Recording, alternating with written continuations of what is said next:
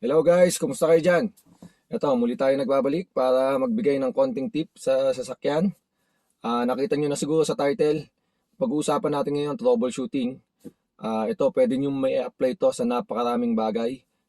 Mula sa no start, busina, wiper, headlight, lahat, power outlet, napaka-common yan. Okay? Ang pinag-uusapan natin, pag-check ng relay at fuses. Alright? Simulan na natin. Okay, bago tayo magsimula, konting reminder ulit. Yung mga hindi pa nakasubscribe, subscribe na, like and share, at pakihit yung bell button na all. Okay, so, paano nga ba natin checkin yung fuse? Una, ang pinaka-importante, mahanap mo yung fuse na konektado dun sa part na hindi gumagana. Like for example, ayaw mag-start ng kotse mo. Gusto mong checkin yung fuel pump, syempre. Fuel pump, ignition coil, mga ganyan. Okay, hindi gumagana yung aircon mo. O di, may fuse ba yan? May fuse ba yung aircon mo? Yung blower ng aircon? Yung headlight o wiper? So, kailangan malocate mo yon para ma-check. Yung pag-check, madali lang eh. Okay, so yan ang una nating tignan. Nasaan nga ba yung fuse? Siyempre, nasa fuse box, kadalasan. Alright? At, nasaan ang fuse box? Ito. Okay, so ang fuse box ng sasakyan, usually dalawa yan, minsan tatlo, pero kadalasan dalawa. Yung isa nandito sa under the hood. Pagbukas mo ng hood, nandiyan makikita mo sa bandang kanan ng engine compartment. Minsan nasa kabilang side, pero usually nandito sa bandang taas o baba. Tapos may cover siyang ganyan na black na may kiklik ka lang para mabuksan siya. Medyo mahirap lang kasi isang kamay lang gamit ko eh. Pero yan, bubuksan mo siya. Tapos yan na yung kanyang, ayan, andyan na yung mga fuses niya at saka relays. Okay? Ngayon, itong cover niya mismo, titignan mo sa ilalim niyan, yan ang importante. Yan ang magiging guide mo para malaman kung alin yung fuse para saan dyan. Okay? So, dyan tayo magpo-focus mamaya. Ngayon, yung isa pang fuse box, usually andito. Pagbukas mo ng pinto ng driver side, andito siya sa dash, bandang baba ng dashboard. Diyan sa side niya. Kung minsan nandito sa side na to, minsan nasa kabilang side. Pero usually nandito. Tapos may cover din siyang ganyan. Hihilahin mo lang. Ito sa akin, hihila lang. Minsan may kiniklik ka din. Tapos ito yung cover niya. Andyan na naman yung kanyang guide para dun sa fuses. Kung alin yung fuse para saan. Okay? So, ayan. Makikita nyo dyan. Tapos andito sa ilalim. Ayan, tignan mo. Ayan. Okay?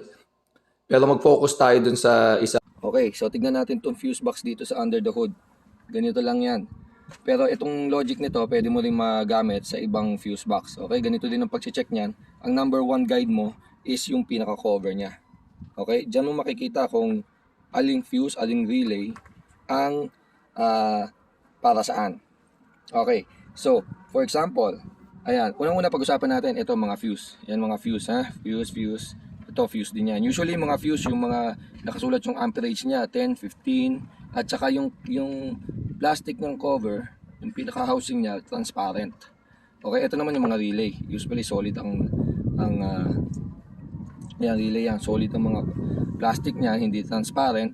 At saka maraming parts number yan sa gilid. Okay? Ngayon, ang pag-check niyan, madali lang. Wala kang test light. Ang importante, palitan mo lang ng known good part. So, halimbawa, hindi gumagana yung busina mo, checkin mo lang yung busina, yung horn, hanapin natin, sandali. Horn ng fuse. So, ayun, horn. Okay? Tapos, tanggalin mo lang yung horn na yan with the fuse puller at palitan mo ng spare. Ayan o, yung mga spare, lahat yan spare. Ibig sabihin ng spare, pampalit yan talaga. Nandiyan yan para reserva. Basta parehas yung amperage, yung katabi niya mismo. Ipalit mo, tapos pag gumana, di okay. Pag hindi gumana, checkin mo naman yung relay. Kung may makita kang relay ng horn, kung wala dito, fuse, pati yung fuse box sa loob ng kotse, checkin mo din yon. Yung sa relay naman, ang technique lang dyan, kapag nakita mong parehas naman yung itsura niya at saka yung kanyang parts number, lahat ng part number, importante, kumpleto ha. Parehas na parehas, malamang pareho yan. Pwede mong pagpalitin. Katulad yan, ito blower, base dito blower ng aircon, ito power outlet. So pwede mong pagpalitin yan, halimbawa sira yung yung aircon mo. Kailangan mo ng aircon, tanggalin mo muna yung yung sirang relay na yan, ipalit mo yung power outlet. At least may aircon ka, maski wala ka pang cigarette lighter kung hindi ka pa naman mag-charge or something. Okay?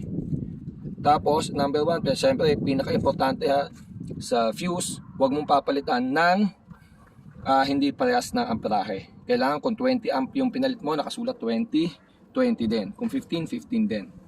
Okay? Lalong-lalo na huwag mong papalitan ng mas mataas. At delikado yon. Okay? So, ganun lang. At saka nga pala, ito yung guide na yan, no? So, ito madali lang to kasi nakita mo, nandito yung fuse puller, nandun yung fuse puller, nandito yung mga relay. So, naka-form ka ng tama. Ngayon, ito, nakasulat dito. H-lamp, headlamp, high. Pero dito, wala ka naman makikita na relay. Ibig sabihin, no, hindi siya applicable sa sasakyan na to. Pero, para sa ibang model yon, pero ginamit lang dito kasi parehas lang yung isang fuse box lang ang ginamit nila. Okay? At saka yung ibang design nito, baka yung inyo, maobserbahan nyo, iba itsura. Sabi mo ba, iba yung sa akin Minsan, nakasulot dyan, imbis na mga main o kaya yung mga charger, mga ganyan, imbis na ganyan, headlamp, ang nakasulat dyan, number lang, F22, F23, para saan yun? Usually yung ganon, nakasulat din sa gilid yun. Bawa F22, fuel pump, F23 horn. So hanapin mo kung fuel pump o horn yung check mo, F23 horn, okay, hanapin mo yung F23 dito, yun. Okay? At yun, kung minsan naman may mga iba na wala ring number, walang letter, pictures lang. So medyo i-check mo yung owner's manual kung anong ibig sabihin ng mga features niya. Minsan LEC for the blower, mga ganon. Okay? So, yeah, yun lang. Sana may natutunan kayo at may apply niyo yan eventually sa mga pagto-troubleshoot ng mga bagay-bagay. Madalas minsan mangyari yan, lalo na sa mga cigarette lighter, ganyan, pag na-overload. Okay? So, and reminder lang, yung fuse na yan, kaya nagpumuputok yan, kadalasan, it's either shorted yung circuit or nagkaroon lang ng surge sa kuryente. Okay? Pag kinabit mo yung fuse at inon mo yung kung aircon man yan o whatever, and then pumutok agad o ilaw, ibig sabihin talagang merong hard short yun, na talagang shorted siya. So wag mo nang ituloy yun, kailangan talagang ma-diagnose yun dahil shorted nga siya. Okay? Pero minsan kasi nagkaroon lang ng surge palitan mo lang yung fuse and then okay na naman siya for a while. Okay, yung mga ganun, at least okay lang, naayos mo. O kaya naman, kung emergency, minsan kasi may intermittent, shorted siya pero hindi agad-agad. May mga certain situation lang na bigla siya nagsha-short, kaya bumibigay o tumitigil bigla yung motor ng fuel pump o whatever. So pagka mga ganun, napaka-useful nito kasi para siyang troubleshooting talaga. Kung tumirik ka, at least napalitan mo muna after a week, nakapag-drive ka muna bago pumutok ulit yung fuse at nag-short. Siyempre, kailangan mo nang dalhin sa mekaniko yon para malaman kung ano ba yung intermittent na nag-short na yon. Okay?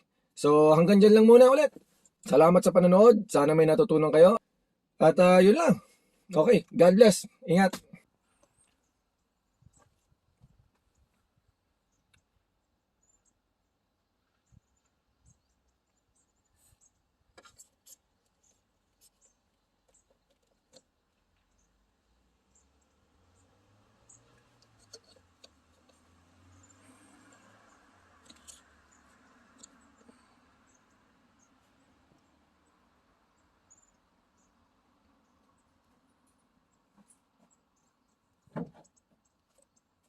Everything okay?